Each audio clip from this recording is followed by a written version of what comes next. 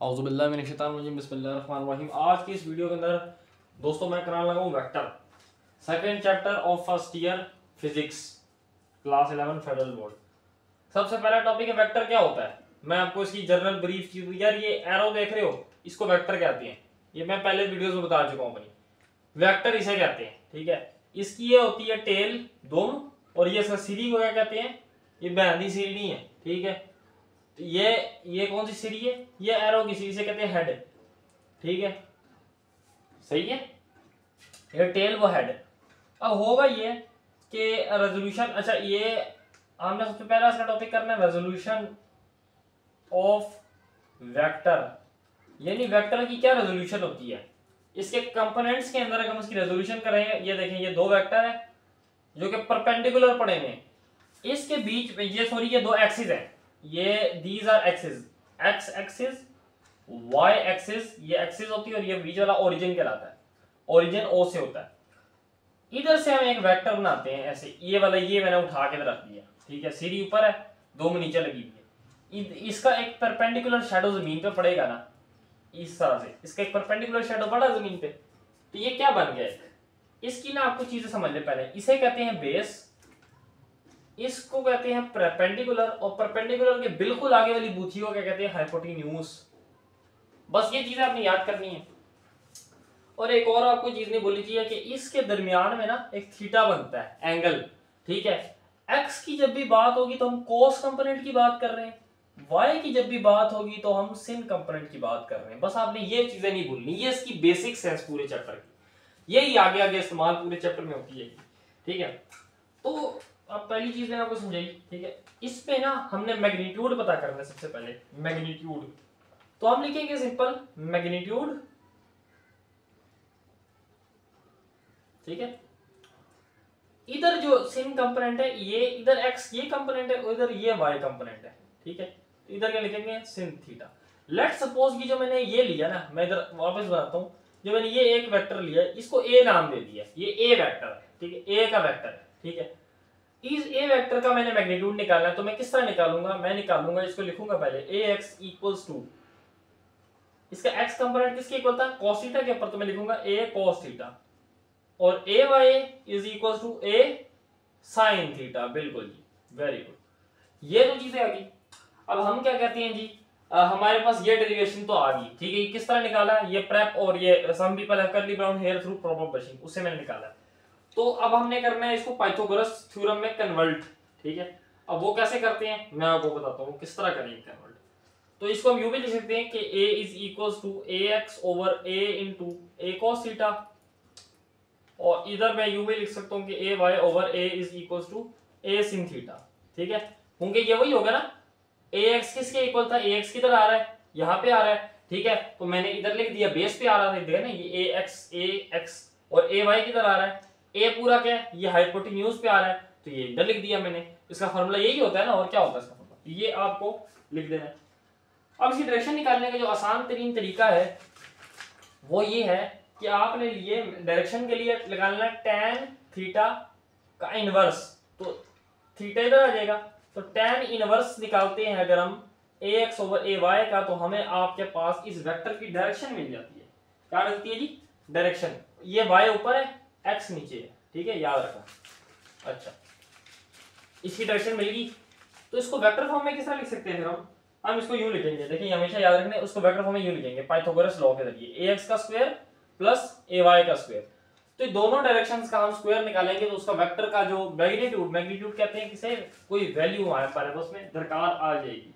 For example मैं कहता हूं fx is equals to fx cos theta, ठीक है, और fy is equals to f sin theta, ठीक है। इस तरह से फॉर एग्जांपल मैंने ना ये दो चीजें, फोर्स है कोई दिया के पास में, वो कहता है फॉर एग्जांपल आपके पास में x थीटा जो है ना, ये x fx कंपोनेंट जो है वो 50 है, 50 न्यूटन है, और fy जो कंपोनेंट था उसने कहा ये 30 न्यूटन है। तो आप बताएं इसका मैग्नीट्यूड क्या होगा। तो जिस तरह का इस तरह का कोई भी सवाल है ना, उसमें आपने क्या करना है, मैग्नीट्यूड का फार्मूला मैंने अभी आपको बताया क्या होता है, a is equals to ax का स्क्वायर, ठीक है, प्लस ay का स्क्वायर। आपने इधर ax की जगह क्या लिखना है, fx, उसका 50 का स्क्वायर करना है, और फिर आपने प्लस का साइन डालना है, फिर ay का स्क्वायर कितना आया था 30, तो 30 का स्क्वायर लिख देना है। अब 50 का स्क्वायर 100 और प्लस 30 का स्क्वायर 330, 90। ठीक है, करते कराते जो भी इसका आंसर आएगा वो आपने इधर लिख देना है और इसका आपने उसका आंसर निकाल लेना है। लेकिन ये मैग्नीट्यूड है, ठीक है, what is it, it is magnitude. ये डायरेक्ट पुट नहीं हो सकता, ये मैं आपको समझा रहा हूं। ऐसे तो वैसे निकाल सकते हैं किसी भी चीज का, लेकिन अगर उसने ये पूछा है ना स्पेसिफिकली कि ये कितना, और ये मैग्नीट्यूड तो है, ठीक है, मैग्नीट्यूड हम निकाल दिया, लेकिन ये फोर्स नहीं है। मैं ये असल में सॉरी वो मिसप्लेस हो गया, मुंह से बोलना चाह रहा, फोर्स नहीं है ये। फोर्स अगर उसमें हो रहा है ना, फोर्स कितनी होगी, टोटल फोर्स कितनी होगी, तो टोटल फोर्स आप निकाल, ये मैग्नीट्यूड का तरीका हो गया, ठीक है। टोटल फोर्स निकालने का तरीका ये होता है कि आपने इसे कैलकुलेटर पे लिखना है, यानी आप यूं लिखेंगे 50 cos theta. Theta for example उसने आपको बता दिया कि 30 डिग्री का जो है ना एंगल बन रहा था दो वेक्टरों के दरमियान में। तो थीटा बेशक वीडियो पीछे करके देखे मैंने थीटा क्या बताया था, तो आपको समझ आएगी। तो ये डिग्री, उतना डिग्री एंगल बना दो वेक्टर के दरमियान में। इसको आप कैलकुलेटर पे लिखेंगे 30 की जगह cos की जगह लिखेंगे फिर 30, क्योंकि थीटा किसके बराबर था, 30 और तो इसका जो आंसर आएगा उसको, और फिर जो अगला आंसर यानी 30 को sin 30 इसका जो आंसर आएगा उसको आप प्लस कर लेंगे, तो आपको इसका y कंपोनेंट पता चल जाएगा और x कंपोनेंट पता चल जाएगा कि इसके ऊपर कितनी फोर्सेस लगी है। ठीक हो गया। अब मैं आपको डायरेक्ट लेके चलता हूँ, ठीक है। इस तरह का एक सवाल मैंने पहले भी आपको करवाया हुआ है, आप बेशक जो है ना मेरी और दूसरी वीडियोस देख लें वेक्टर की, उसके ऊपर मैं जो है ना ये डिटेल से करवाया है। अगर मैं आपको बोलूं ये इस तरह के सवाल जवाब मैंने आपको पहले भी इस चैप्टर के काफी सारे करवाए हैं, तो मैं इसलिए आपको इस पे सवाल जवाब ज्यादा नहीं उलझाऊंगा, मैं डायरेक्ट आपको उन चीजों पे लेके चलता हूं जो मैंने नहीं करवाई थी। वो आप पहले वाली वीडियोस देख लीजिएगा, उस पर काफी सारे मैंने सवाल करवाए हुए हैं वेक्टर वाले सवाल। मैग्नीट्यूड, अगर मैग्नीट्यूड हो, ठीक है, क्रॉस प्रोडक्ट का, ठीक है, किसी भी क्रॉस प्रोडक्ट का कितना, दो वेक्टर्स के दरमियान में, टू वेक्टर्स का कितना हो, √3 हो टाइम्स डॉट प्रोडक्ट, इतने टाइम्स डॉट प्रोडक्ट, इतने टाइम डॉट प्रोडक्ट। तो फाइंड करें एंगल बिटवीन देम, तो इसमें आपने एंगल फाइंड करना है। एंगल तो मैंने आपको बताया था एंगल फाइंड करने का वाई फार्मूला क्या होता है, tan थीटा tan इनवर्स, ठीक है, theta equal to tan inverse. तो मैं tan इनवर्स लूंगा, बस tan इनवर्स किस तरह लूंगा मैं आपको बताता हूं। उसने कहा इस मैग्नीट्यूड ऑफ क्रॉस प्रोडक्ट, यानी दो वेक्टर ले a मल्टीप्लाई b, इसके क्रॉस प्रोडक्ट का उसने क्या जो मैग्नीट्यूड है दो वेक्टर वो कितना है 3, उतने टाइम्स कितने टाइम्स डॉट प्रोडक्ट के, इतने टाइम डॉट प्रोडक्ट के। तो उसने ये आपसे पूछा हुआ है, आपने से ये बताना है कि उसका जो एंगल है वो कितना होगा, ठीक है। हम बोलते हैं ये क्या होगा, हम इसमें पुट कर देंगे tan इनवर्स, तो ये आपको मिल जाएगा कितना 30 डिग्री, यानी 30 नहीं 60, क्योंकि अंडर रूट है ना, तो ये हो जाएगा 60 डिग्री इसकी क्या हो जाएगी, उसका थीटे की वैल्यू, इतना एंगल इसका आएगा, ठीक है। इस तरह के सवालों में ये करना, ठीक है। एक बड़ा मशहूर जमाना आपका क्वेश्चन लिखा हुआ है कि magnitude of dot and cross product of two vector is 6 into √3, ठीक है। और वो बोलते हैं और बोलते हैं एंड 6 भी है, एंड 6 ये भी है आपके पास। वो ये कह रहा है आपके पास में फाइंड एंगल, इसके दरमियान में एंगल आपने पता करना है कि एंगल क्या होगा, एंगल क्या है, उसे नहीं पता एंगल क्या, आपके बताना है, ठीक है ना। तो अब वो कह रहा है डॉट प्रोडक्ट था a dot b is equals to कितना बताया उसने 6 into 3, ठीक है। और वो बोलता है एक और भी एक क्रॉस प्रोडक्ट अगर देखे वो कितना था 6 की न्यूमेरिकल किस्म का चैप्टर है, तो इसमें सिर्फ आपको यही करना है, आपने इन दोनों को डिवाइड कर देना है। किस तरह, मैं इसको डिवाइड करके दिखाता हूँ। इसको आपने यूं करना है a multiply by b divide by a dot b। अब a मल्टीप्लाई b आपके पास क्या आया था 6, a डॉट b कितना आ रहा था 6 into 3। अब ये चीज आ गई, ठीक है। जैसी ये चीज आई आपने इसे ये पूरे को उठा के वही वाला फार्मूला हमारा क्या था tan इनवर्स हो जाता है जिसमें, ठीक है, उसमें आपने ये थीटे को रख दिया, tan इनवर्स से इसको जब आप मल्टीप्लाई करो, मतलब ये थीटा इधर ही लगा हुआ tan इनवर्स इनटू ये क्या होगा ये बताता हूं आपको, इसको 1/3 भी लिख सकते हैं, इसको कैलकुलेटर में पुट करें ये आंसर आएगा, ठीक है। ये आंसर है, इसको आपने tan इनवर्स लिया, इसका tan इनवर्स लेंगे तो कितना आता है हमेशा आंसर कितना आएगा जी 30 डिग्री आएगा। मैं कैलकुलेटर में लेके देख लिया 30 डिग्री इसका आंसर आएगा। तो इस तरह के सवाल इस तरह से करने हैं। If the cross product of two vector vanish, अगर जीरो हो गया है वो पैरेलल एंटी पैरेलल, तो उसका जो sin theta between them is also zero. अगर दो वेक्टर पैरेलल होंगे तो उसकी ये मैं आपको बता देता हूं कि ये क्या इसकी लॉजिक्स है, ये पैरेलल क्या है, ये क्या है। देखिए मेरे भाई दो वेक्टर ऐसे हैं, और दो वेक्टर ऐसे हैं, जब ऐसा वेक्टर होगा ना इस तरह का, इसे कहेंगे परपेंडिकुलर, और परपेंडिकुलर हमेशा 90 डिग्री को कहते हैं। एक है जी पैरेलल, पैरेलल का मतलब लेटे हुए एक दूसरे को बिल्कुल साथ साथ चल रहे हैं, देखिए ये बिल्कुल इसके साथ साथ चल रहे हैं, ठीक है, पैरेलल एक दूसरे के, ठीक है। तो हम इनको बोलेंगे क्योंकि ये साथ साथ चल रहे हैं तो ये किस क्या कितना एंगल आ रहा है, कोई भी एंगल नहीं आ रहा है ना, साथ साथ चल रहा है, इसको क्या एंगल नहीं है, जीरो एंगल है। और ये किस तरह लेटे हुए, ऐसे लेटे हुए। जब भी कोई लेटी हुई चीज इस तरह लंबाई में लेटी हुई उसको कहते हैं 180 डिग्री। तो इसका मतलब जीरो, और पैरेलल का मतलब ये है कि वो क्या है, ये एंटी पैरेलल का अक्सर लगा जाता है इस तरह और इस तरह, ये भी क्या एक दूसरे के एंटी पैरेलल है, मगर इनके अंदर भी वही सेम चीजें आ रही है 180 और 0, ठीक है। तो ये पैरेलल और एंटी पैरेलल का कांसेप्ट है, इससे आपके सारे सवाल हल होंगे आगे जाकर। अच्छा, अगला सवाल मैं आपको बताता हूँ, can vector component greater than its magnitude, ऐसा हो सकता है कि जो वेक्टर का जो कंपोनेंट है वो अपने मैग्नीट्यूड से ग्रेटर हो, ऐसा नहीं हो सकता। इसका आंसर है नो। क्यों नहीं हो सकता अपने मैग्नीट्यूड से greater, because the component project along the axis always lesser or equal to the total magnitude of the vector, क्योंकि जो कंपोनेंट होता है वो रिजल्टेंट से क्या होता है जी, लेस होता है, क्योंकि वो रिजल्टेंट से होता ही लेस है, जिसकी वजह से आपके पास वो उससे बड़ा कभी भी नहीं आ सकता, ठीक है। और चूंकि आपको पता है कि a का स्क्वायर जो है वो किसके इक्वल होता है, ax का स्क्वायर प्लस ay का स्क्वायर प्लस az का स्क्वायर, तो ये जो स्क्वायर्स के इक्वल बात होगी, जब उसके अंदर वाली चीज इतनी बड़ी आ रही है तो उसके बाहर वाली चीज तो सबका क्या है, बाप है, फिर वो तो उससे बड़ा ही आएगा ना, ये इसका मतलब है। तो मैं वापस पढ़ता हूं, no vector component, no the vector component project along the axis always less और equal to the total magnitude of the vector, so remember the component is always part of a resultant vector, a vector can be magnitude can be represented at this, तो इस तरीके से पता चला, इस तरह नहीं हो सकता। अच्छा, अब एक और इस तरह की इसमें जो है ना खिचड़ी पकती है, उसका नाम है आपके पास प्रोडक्ट ऑफ वेक्टर। ये आखिरी टॉपिक है इस चैप्टर का, प्रोडक्ट ऑफ वेक्टर में। चैप्टर बहुत छोटा सा, इसमें 3-4 ही चीजें समझने वाली हैं और बाकी आपको ये समझ आ गया तो बस गया चैप्टर। इसकी दो किस्में हैं जी, एक है जी स्कालर और दूसरी है जी वेक्टर प्रोडक्ट। स्कालर को कहते हैं dot product, scalar product is dot product. इसकी एग्जांपल आपको मैं बताता हूं, for example work, flux, flux और पावर, ये तीनों एग्जांपल किसकी है, स्कालर डॉट प्रोडक्ट की है, ठीक है। इसका साइन किससे शो करेंगे हम, नुक्ते से, डॉट से, डॉट प्रोडक्ट है ना, इसलिए इसको स्कालर प्रोडक्ट कहते हैं।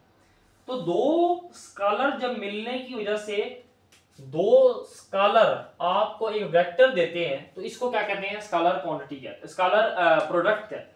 अब मैं आपको इसकी एग्जांपल दिखाता हूं, इसकी प्रॉपर्टीज बताता हूं, बल्कि इसकी प्रॉपर्टीज पे आप लिखेंगे, प्रॉपर्टीज ये बहुत इंपॉर्टेंट होते हैं, लॉन्ग में भी आ जाता है, शॉर्ट में भी आ जाता है। पहली प्रॉपर्टी स्कालर जो इसकी, उसका फार्मूला क्या है, इसका फार्मूला अपने मैं यहाँ पे काले से लिखता हूँ ताकि आपको हमेशा याद रहे। इसका फार्मूला होता है a dot b is equal to a b cos theta, ये इसका फार्मूला भूलना नहीं, ठीक है। और एक कंपोनेंट जो है वो b की डायरेक्शन में भी आता है और b का कंपोनेंट a की डायरेक्शन में भी आता है, तो इसलिए आपको ये चीज नहीं भूलनी चाहिए। अगली चीज ओबे, ये क्या करता है, ओबे करता है कम्यूटेटिव प्रिंसिपल को। ये कम्यूटेटिव क्या है, कम्यूटेटिव का मतलब है कि a डॉट b बराबर है b डॉट a के, यानी अगर हम यूं कहें कि वही ऊपर वाली बात, a dot b is equal to a b cos theta, और अगर b डॉट a है तो वो किसके इक्वल होगा, b a cos थीटा। तो इस तरीके से ये उल्टी चीजें बराबर होती है एक दूसरे के, इसलिए इसे ये कहते हैं। और इसलिए अच्छा, एक परपेंडिकुलर, जब भी मैंने कहा था वर्ड आएगा परपेंडिकुलर 90 डिग्री के वेक्टर्स के लिए, उस अगर दो वेक्टर हो तो उसके लिए वो जीरो होगा, ठीक है, स्कालर प्रोडक्ट उनका जीरो होगा 90 डिग्री के अगर, और अगर वो पैरेलल हो जाए, ठीक है, यानी कितने हो जाए 180 है, तो मैं इसलिए पैरेलल लिख रहा हूं 180 या जीरो हो जाए, तो उन वेक्टर्स के लिए उसका जो प्रोडक्ट है वो 1 हो जाएगा। 1 को हम दूसरी जुबान में मैक्स भी कहते हैं, क्योंकि जीरो का मतलब बिल्कुल ही कम ना, 1 का मतलब मैक्सिमम हो जाएगा, ठीक है। और अगर मैं उसका स्क्वायर ले लूं, मतलब ऐसे ले लूं a स्क्वायर, तो इसका मतलब a प्लस a, तो ये इसका स्क्वायर से भी बड़ी वैल्यू आएगी तो वो भी मैक्सिमम होगी, इट्स आल्सो मैक्सिमम, ठीक है। तो और एक और चीज, एंटी पैरेलल वेक्टर अगर हो, एंटी पैरेलल की हमेशा क्या डायरेक्शन आएगी, माइनस में साइन आएगा उसका, एंटी पैरेलल का साइन हमेशा माइनस में आएगा। ये था स्केलर प्रोडक्ट। अब लास्ट बात करते हैं अपने वेक्टर प्रोडक्ट की और चैप्टर को क्लोज करते हैं। अगला आपका जो है वो है vector product. Vector product, vector product कहते हैं आपके पास में क्रॉस प्रोडक्ट को, या इसको क्रॉस से शो करते हैं, ऐसे क्रॉस से, ठीक है। और जब ये दो वेक्टर्स आपस में, जब दो स्केलर मिलते हैं, ठीक है ना, when two vectors quantities give a scalar quantity, it's two vector, ठीक है, cosine angle results in scalar product, वो तो था scalar quantity। अब ये है कि when two cross product of vector magnitude and sin theta between them, इसमें sin theta आ जाता है, उसके दरमियान sin theta और उसका मैग्नीट्यूड, इन दोनों के दरमियान में ये जो होती हैं चीजें, इसकी वजह से क्या होता है आपके पास में, ठीक है, if a vector quantity perpendicular to the plane of the two vectors, तो ये उसके जो प्लेन होते हैं उसमें ये परपेंडिकुलर हो जाती है, ठीक है। मैं बताता हूँ किस तरह से। फॉर एग्जांपल ये आपकी डायग्राम बनी हुई है, किताब में भी बनी हुई है, आप उधर से भी देख सकते हैं। ये एक ए वेक्टर है, ये एक बी वेक्टर है, ठीक है। तो ए से बी के दरमियान थीटा है और इसकी डायरेक्शन ये एन शो कर रहा है। एन कहते हैं आपके पास इधर डायरेक्शन शो करने वाले को। इसकी टोटल वैल्यू क्या होगी, A multiply B, A cross B, ठीक है। इसमें फिर जो है ना आपके पास में आ जाएगा टॉर्क, टॉर्क आ जाएगा, और इसके अलावा इसके बाद में आ जाएगा एंगुलर मोमेंटम। इन सब के इनकी सबकी जो है ना डायरेक्शन भी होती है, इन सब की चूंकि डायरेक्शन होती है तो इसलिए हम इसके साथ ये लगाते हैं। और इसका जो है हम राइट हैंड रूल से जो है फाइंड कर सकते हैं डायरेक्शन। मतलब इस तरह हमें थंब रखना है, ये ऊपर जो ये होगा थंब इसकी डायरेक्शन इंडिकेट करेगा, यहाँ से लेके यहाँ तक इसको बंद करेंगे तो उसका थीटा और इसकी डायरेक्शन यहाँ पे जा रही है, ठीक है। तो ये राइट हैंड रूल होते हैं। इसके बाद इसकी प्रॉपर्टीज मैं करता हूँ। प्रॉपर्टीज क्या क्या है इसकी। पहली प्रॉपर्टी ये होती है इसकी कि ये एंटी कम्यूटेटिव प्रॉपर्टी को फॉलो करता है। एंटी कम्यूटेटिव प्रॉपर्टी होती है इसकी, वो ऐसी प्रॉपर्टी होती है जैसे हमने उसमें कहा था कि ए डॉट बी जो है वो बी डॉट ए है। इसमें ये होता है कि A cross B is not equal to B cross A. ये प्रॉपर्टी उल्टी है, ठीक है, यहाँ पे इस तरह नहीं हो सकता, ठीक है। और अगर हम बोलते हैं दो पैरेलल या दो ऐसे वेक्टर जो कि 180 डिग्री पे हो या 0 डिग्री पे हो, ठीक है, या वो एंटी पैरेलल हो, ये तीनों ही अगर क्या हो जाए, ये सारे क्या जीरो है, ठीक है, ये सारा जीरो, तो उनका वेक्टर प्रोडक्ट हमेशा क्या आएगा, जीरो आएगा, जो कि एंटी पैरेलल पैरेलल वेक्टर है, उनका जीरो प्रोडक्ट आएगा। और इसके अलावा अगर इट सेल्फ, अगर हम उसका खुद का क्या ले लें, इट सेल्फ का उसका वो ले लें, स्क्वायर ले लें, इट सेल्फ का स्क्वायर ले लें, तो वो भी हमेशा क्या आएगा, जीरो आएगा, क्योंकि वो खुद भी क्या है, जीरो है, तो उसका सेल्फ का भी जीरो ही आएगा। इसके अलावा परपेंडिकुलर वेक्टर्स की बात करते हैं जो 90 डिग्री के हैं, उसका हमेशा क्या आएगा, मैक्सिमम आएगा, उधर 1 आएगा। क्यों 1 आएगा, इधर मैं इसकी रीजन लिखता हूँ कि sin थीटा जो है अगर उसको 90 डिग्री के मतलब sin 90 करें कैलकुलेटर तो उसका आंसर हमेशा क्या आएगा, 1 आएगा। 1 मैंने कहा था वो उसे क्या कहते हैं दूसरी जुबान में, मैक्सिमम कहते हैं। तो ये चीज होगी। और लास्ट में इसका फार्मूला बताता हूँ। इसका फार्मूला बन जाएगा आपके पास में a dot a cross b is equals to a b sin theta और n, ये इसका फार्मूला बन जाएगा। तो ये पूरा चैप्टर हो गया। और इसके अलावा एक और चीज भी है इसमें कि इंपॉर्टेंस ऑफ वेक्टर प्रोडक्ट क्या होती है। अब वेक्टर प्रोडक्ट की इंपॉर्टेंस है पैरेललोग्राम के अंदर, पैरेललोग्राम जो है वो बहुत इंपॉर्टेंट होता है। ये इस तरीके की ट्रेपेजियम शेप बनाता है और इसकी जो है डायरेक्शन फाइंड करके जो है हम इसका आंसर निकालते हैं। थैंक यू, अल्लाह हाफिज़।